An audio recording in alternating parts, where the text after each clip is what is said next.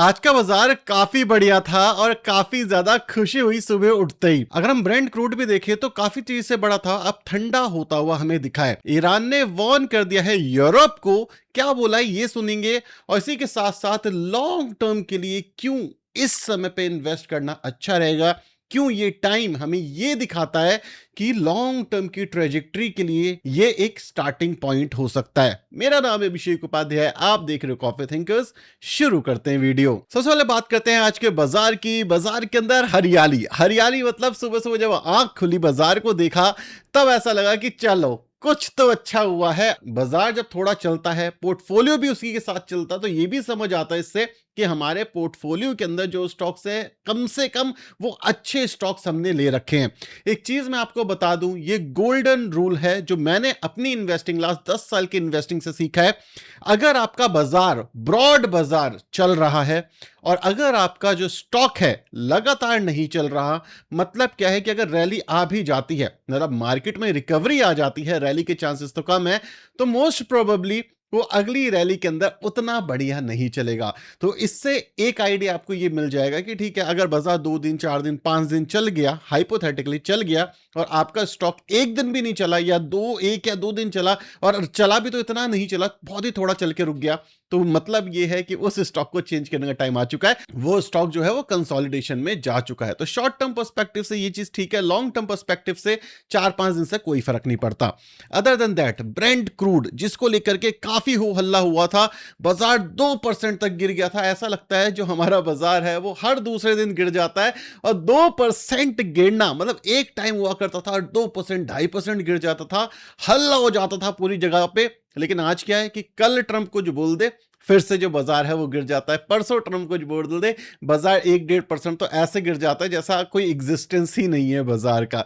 सो Brent crude जिसको लेकर बाजार नेगेटिव था, तो वो वापस से हमें संभलता हुआ दिखा, और ये काफी बढ़िया बात है, ये हमें एक्सपेक्टेड भी थी, क्योंकि ये सिंपल सा रूल कहता है कि चीजें प्राइस इन हो जाती हैं। हाँ, जो क्रूड ऑयल है ये लॉन्ग टर्म में हो सकता है यहीं पे सस्टेन करे, महंगा हो जाए, क्योंकि क्रूड ऑयल जो है वो फिजिकली नीडेड है और ये ग्लोबल मार्केट से ड्राइव होता है, राइट। अगर डिमांड ज्यादा हो गई और स्टेट ऑफ हॉर्मुज बंद हो गया तो end of the day crude oil को ऊपर जाना ही है, राइट। क्रूड ऑयल कितनी आसानी से निकलेगा इससे फर्क पड़ेगा कि हमारा बाजार चलेगा या नहीं चलेगा। तो क्रूड ऑयल सुबह उठते ही स्टॉक मार्केट में पोर्टफोलियो खोलते ही उससे पहले मैं खोल के देखता हूं कि भाई ब्रेंट क्रूड के क्या हाल चल रहे हैं, बढ़ तो नहीं गया, क्योंकि ब्रेंट क्रूड नीचे रहेगा तो आपने देखा कि बाजार में क्या हरियाली देखने को मिलती है। अदर देन दैट, ईरान ने एक बड़ी धमकी दे दी है यूरोप को। ईरान ने धमकी दे दी है गल्फ पे स्ट्राइक करने के बाद कि अगर यूरोप हेल्प करता है ट्रंप की, मतलब आर्म एमिनिशंस के अंदर, या हेल्प करता है लोकेशन बताने में, या किसी भी प्रकार से यूरोप हेल्प करता है यूएस की, क्योंकि नेटो मेंबर है, तो उसके ऊपर भी हमला हो सकता है। लेकिन सबसे पहला क्वेश्चन, क्या ईरान के पास ऐसी चीजें हैं, ऐसे मिसाइल्स हैं जो कि यूरोप तक पहुंच पाए? जो कुछ मिसाइल्स ओपनली बताई गई हैं उसको देख के लगता है कि यूरोप के कुछ पार्ट्स को वो कवर कर सकता है, बट पूरी यूरोप को नहीं कर सकता। लेकिन क्या चीज छुपी हुई है किसी को नहीं पता। ईरान के पास कितनी पावर है किसी को नहीं पता। तो सबसे पहली चीज, यूरोप को एक धमकी मिल चुकी है। क्या ऐसी धमकी पहले कभी मिली है यूरोप को? जनरली ऐसी धमकी शायद रशिया ने दी होगी, अदरवाइज नॉर्मली कोई भी यूरोप को नहीं दे पाता, क्योंकि यूरोप हो गए, नेटो हो गए, ये पावरफुल नेशन है, इनके पास पावरफुल हथियार है। तो ऐसा धमकी देना मतलब क्या है कि भाई दिक्कत पैदा हो सकती है। लेकिन ये सिर्फ और सिर्फ न्यूज की बात है, असलियत में होगा नहीं होगा नो वन नोज। अब मंडे के लिए एक बहुत चीज होने वाली, क्योंकि वीकेंड में आपको बहुत परेशानी होगी। देखो, जो ईरान और यूएस की वॉर है ये अब एक और नए फेज के अंदर जा चुकी है, जिसके अंदर बैक चैनल डिप्लोमेसी तो हो रही है लेकिन फ्रंट पे लड़ाई भी चल रही है।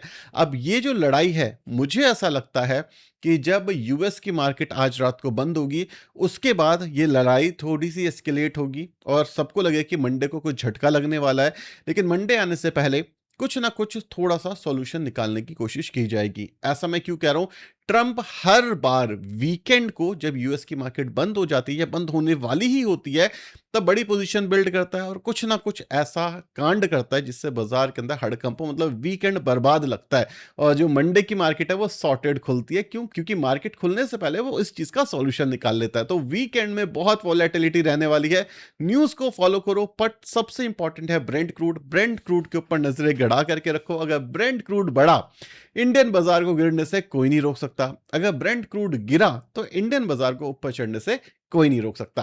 अब बात करते हैं एक इंपॉर्टेंट फैक्टर की, जो एक्चुअली लॉन्ग टर्म इन्वेस्टर्स के लिए बहुत ज्यादा इंपॉर्टेंट है। 2 साल, 3 साल, 4 साल या उससे ज्यादा किसी को इन्वेस्ट करना है तो इस समय पे आपके लिए क्यों बढ़िया टाइम होगा। मैं कल एक छोटा सा डेटा एनालाइज कर रहा था क्योंकि क्वेश्चंस भी काफी आते थे इससे रिलेटेड। तो जब मैंने ये डेटा देखा, मैंने पहले भी आपके साथ शेयर करा हुआ है, लेकिन इसको मैंने डेटा बैक करने की कोशिश करी। सबसे पहला और सबसे रीसेंट एग्जांपल देखते हैं, जो कि रहा था हमारा 2021 से 2023 के बीच में। यहां पर बेसिकली क्या हो रहा था, यहां पर ना यूक्रेन रशिया की वॉर चल रही थी। ठीक है, मतलब क्या था, जो क्रूड ऑयल के प्राइसेस थे वो हाई हो गए थे, और इस वजह से इस 2 साल के बीच में क्या हुआ, कुछ भी नहीं हुआ। कंसोलिडेशन रही मार्केट, और मार्केट ने कोई भी गेंस नहीं दिखाए। जो हमारा निफ्टी का पीई था वो अप्रोक्सीमेटली 20 के आसपास था, और 20 के नीचे जाते ही जो निफ्टी है वो काफी अट्रैक्टिव हो जाता है। और अगर इस टाइम को हम देखने की कोशिश करें, अगस्त 2021 में जो निफ्टी था वो 32 के पी पे चल रहा था। अप्रैल नहीं, अगस्त पे देख लेते हैं। ठीक है, अगस्त के आसपास ये रहा, अप्रोक्सीमेटली 25 के पी पर चल रहा था हमारा निफ्टी 50।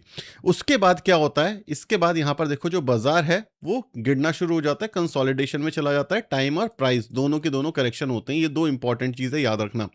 अब 2 साल के अंदर जब बाजार नहीं चल रहा था, तो ये जो 25 का पी था ये गिर करके 20 के आसपास ट्रेल कर रहा था। अब जो बाजार था यहां से रिकवर करता है, और ये टाइम है मार्च 2023। मार्च 2023 के अंदर जो हमारा निफ्टी था वो कहां पर था, ये देखो। उससे पहले जो हमारा निफ्टी था मार्च 2023 में 20 के आसपास था, फिर एक रिकवरी आती है और निफ्टी का जो पी होता है वो 24 के आसपास चला जाता है। अगर आप देखोगे इसके बाद क्या होता है, मार्च 2023 के बाद एक अच्छी खासी रैली हमें देखने को मिलती है, अप्रोक्सीमेटली 45% की। तो अगर आप 2021 से लेकर के 2024 का देखोगे तो वहां पे बनते हैं आपके 60% के आसपास के रिटर्न। सो बेसिकली अगर हम देखेंगे तो यहां पर इतने बुरे रिटर्न्स नहीं बने हैं। अगर आप लास्ट 4 साल के रिटर्न्स देखोगे तो 15% के आसपास के हमारे निकल के आए हैं जब से ये कंसोलिडेशन हुई है। अगर आप इस समय पर भी देखोगे ना, जब ये कंसोलिडेशन शुरू हुई, इसके बाद जब इसने ऑल टाइम हाई बनाया, तो हम नीचे से पिक कर लेते हैं। सो नेट अगर आप 2024 से देखोगे सितंबर से, तो उस सिचुएशन के अंदर क्या चल रहा है, उस सिचुएशन के अंदर भी अभी आप देखोगे करीब करीब 2 साल के आसपास हो चुके हैं और कोई रिटर्न्स नहीं बने हैं। सो मोस्ट प्रोबेबली यहां से कुछ टाइम के बाद, 1 साल 1.5 साल के बाद एक रैली आ सकती है, जिसके अंदर हम वापस से एक्सपेक्ट कर सकते हैं 14 to 15% के आसपास की rally year on year level पे। हाँ, ये एक्सपेक्टेशन डिपेंड करेगी कि कंपनी कैसे ग्रो करती है, हमारा इंडेक्स कैसे ग्रो करता है। क्योंकि अगर मैं इसके पास प्राइस टू बुक भी देखूंगा तो प्राइस टू बुक इसका नॉर्मली कम है इस समय पे। उस समय पे अगर आप देखोगे लास्ट 5 साल में 2021-22 के आसपास, तो भी आप देखोगे ये अच्छा खासा प्राइस टू बुक पर था। तो प्राइस टू बुक इस समय पे कम हो चुका है, लेकिन जो हमारा पी है वो इस समय पे, ये पी इस समय पे भी 20 पर क्यों है, इतनी गिरने के बाद, बेसिकली इतना गिरने के बाद पी और ज्यादा कम हो जाना चाहिए था। प्रॉब्लम ये हो रही है इस समय पे कि जो कंपनीज के रेवेन्यूज हैं ये हैम्पर हो रहे हैं। तो अगर अगर इफ अगर यहां पर मैंने इतनी बार अगर इसलिए बोल दिया क्योंकि बहुत सारे फैक्टर्स होते हैं स्टॉक मार्केट की वैल्यूएशंस के ऊपर, राइट। तो अगर कंपनीज, जो निफ्टी की कंपनीज है, एटलीस्ट 12% से 15% के बीच में ग्रो करें, कुछ कंपनियां कम करेंगी, कुछ कंपनियां ज्यादा करेंगी, तो वैल्यूएशंस कम हो जाएंगी। अभी वैल्यूएशन ड्रास्टिकली गिर इसलिए भी नहीं रही है क्योंकि कंपनीज के रिजल्ट्स भी नहीं आ रहे। करीब सिंगल डिजिट 8% एवरेज निकल करके आ रहा है जो कंपनी ग्रो कर रही है।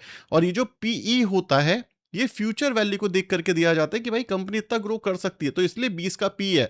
अगर आप ग्लोबल मार्केट को देखोगे तो 20 का पी नहीं होता। नॉर्मली जो मार्केट होती है वो बहुत ही कम के पी के आसपास ट्रेल करती है, लेकिन इंडियन मार्केट आप देखो नॉर्मली 17-18 के आसपास ट्रेल करती है। तो अगर जो हमारा पी है निफ्टी का वो 20 के नीचे चला जाए तो 20 के नीचे एक अच्छी बाइंग अपॉर्चुनिटी मिलती है। आप यहां पर एक चीज नोट करना, जो मैं आपको रिसेंटली दिखाता हूं, यहां पर देखो, ये आपको 21 का पी आसपास दिख रहा है। ठीक है, 21 के पी के आसपास चला गया। क्यों चला गया? क्योंकि कंपनी के रेवेन्यूज नहीं आ रहे। तो टूटने के बाद भी वैल्यूएशन कम नहीं हो रही, क्योंकि कंपनी के अगर रेवेन्यू आ जाते हैं तो भी पी सस्ता हो जाता है। कंपनी के रेवेन्यू की वजह से ये फंसा हुआ थोड़ा। मैक्सिमम टाइम पे आप देखोगे तो ये 17 से 18 के पी पर रहता है। ये एक स्वीट स्पॉट है, लेकिन 2017 के बाद से इसका पी हमेशा 20 के ऊपर रहा है, राइट? लेकिन वापस से क्या हुआ है, 20 के पी पे आए। क्यों आया है? क्योंकि ग्रोथ हमारी स्लो डाउन हो रही है। सो ग्रोथ वापस आ जाएगी, चीजें बढ़िया हो जाएंगी इस सिचुएशन के अंदर। सो अगर आप यहाँ पे सोच रहे हो कि 4 साल या 5 साल का टाइम है आपके पास और आप ग्रो करना चाहते हो, तो मेरे ख्याल से बेस्ट टाइम हो सकता है। इसके पीछे एक सिंपल सा, बहुत ही सिंपल सा लॉजिक है। क्योंकि ट्रंप का टेन्योर अगले 3 से 4 साल के अंदर खत्म हो जाएगा। आई थिंक बहुत ही जल्दी खत्म होने वाला है उसका टेन्योर। उसके बाद क्या होगा, यहां पर भी इलेक्शन होंगे, यहां पर भी इलेक्शन होंगे, तो क्या होगा, पॉलिसीज के ऊपर ज्यादा बात की जाती है, राइट? तो इसके ऊपर भी चीजें होंगी। उसके साथ क्या होगा, एक्सपोर्ट्स भी हमारे बढ़ने चाहिए जैसे ही ट्रंप जाएगा। अगर आप देखोगे आज जो भी लड़ाई चल रही है वो सिर्फ और सिर्फ ट्रंप की वजह से चल रही है। जब से ट्रंप आया है तब से इंडियन मार्केट नेगेटिव तरीके से इंपैक्ट हो रही है, राइट? तो अगर ट्रंप जाएगा तो हमारे बाजार के लिए अच्छा होगा, चीजें वापस से हरियाली की साइड मूव हो जाएंगी। तो शॉर्ट टर्म पर्सपेक्टिव से हाँ थोड़ी सी दिक्कत होगी, लेकिन लॉन्ग टर्म पर्सपेक्टिव से ये वो टाइम है जब आप नए नए यूनिट्स को ऐड करोगे अपने पोर्टफोलियो के अंदर। मैं ये मानता हूं कि आप बोलोगे यार 2 साल से कुछ नहीं हुआ, यही तो पेशेंस चाहिए। अगर आप सोचो कि आपको कंपाउंडिंग का बेनिफिट चाहिए तो यहां पर पेशेंस चाहिए होता है। अगर मैं निफ्टी स्मॉल कैप की भी बात करूं ना, तो देखो स्मॉल कैप रिकवर कर गया यहां से। क्यों रिकवर कर गया? क्योंकि स्मॉल कैप के तो रेवेन्यूज आ रहे हैं, स्मॉल कैप में इतनी दिक्कत नहीं है, स्मॉल कैप के रेवेन्यूज आ रहे हैं, जिस वजह से यहां पे आपको ग्रोथ दिख रही है, जो नॉर्मली देखा नहीं जाता लेकिन रिसेंटली ऐसा हो रहा है।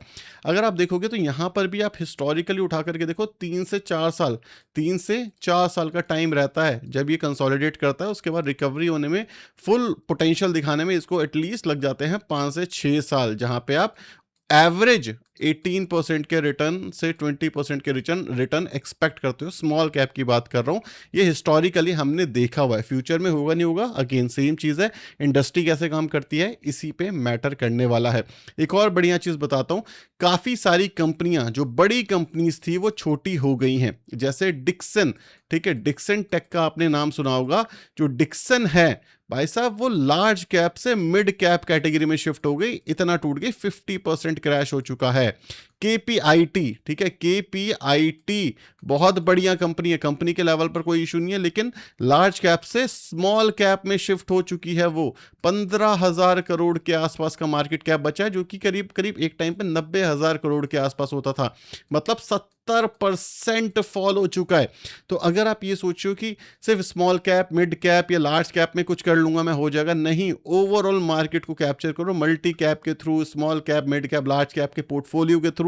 मेरा मानना ये है, हो भी सकता है नहीं भी हो सकता, अगले 3 साल के बाद बहुत बहुत बढ़िया मार्केट हमारी देखने को मिलेगी।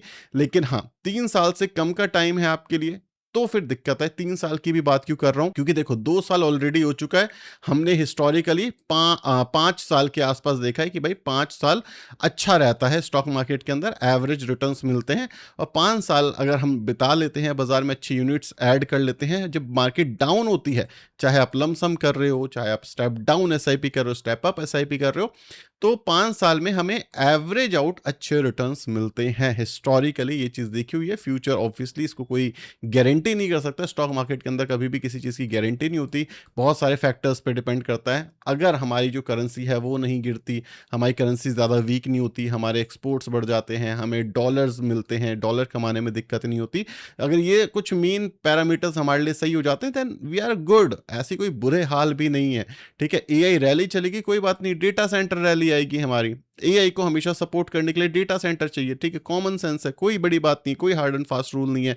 डेटा सेंटर कहाँ बनेंगे? यूएस यूरोप के अंदर बनेंगे? नहीं बनेंगे भाई, वहां पे इंसान की जिंदगी, पानी है ना, जो वाटर कहते हैं, उसकी काफी वैल्यू है। कहाँ बनेंगे? ये एमर्जिंग मार्केट में बनेंगे, जैसे इंडिया के अंदर, जहां पे पानी की कमी हो जाएगी तो भी आप लोग, हम लोग कुछ नहीं बोलेंगे। अगर यहाँ पे धम धम धम धम की आवाज 24 घंटे भी चलती है तो भी हम कुछ नहीं बोलेंगे गवर्नमेंट को। ठीक है, अगर यहाँ पे एयर पोल्यूशन बढ़ जाएगा, ठीक है, तो भी हम कुछ नहीं बोलेंगे गवर्नमेंट को। तो ये जो दिक्कत है, जिससे तकलीफ पैदा होगी, ये सारा का सारा जो चीज है, ये इंडिया, वियतनाम जैसी कंट्रीज के अंदर शिफ्ट हो जाएगा। ठीक है, तो डेटा सेंटर वाली रैली रहेगी और हमारे जो इंजीनियर्स हैं वो डेटा सेंटर में शिफ्ट होंगे। मेरे ख्याल से जो ट्रेडिशनल आईटी बिजनेसेस हैं ये कुछ टाइम के अंदर रिकवर करेंगे, बट हाँ, जो मार्जिन होगा वो कंप्रेस हो जाएगा।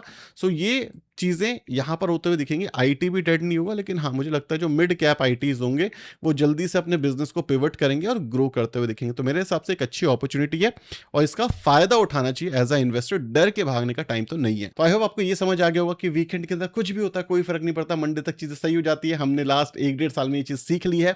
दूसरी चीज, लॉन्ग टर्म के लिए क्यों अच्छा टाइम चल रहा है। और तीसरी चीज, वीडियो यहां तक देखिए तो सब्सक्राइब और लाइक कर देना भूलना बिल्कुल भी मत। Thank you so much for watching this video. Bye bye.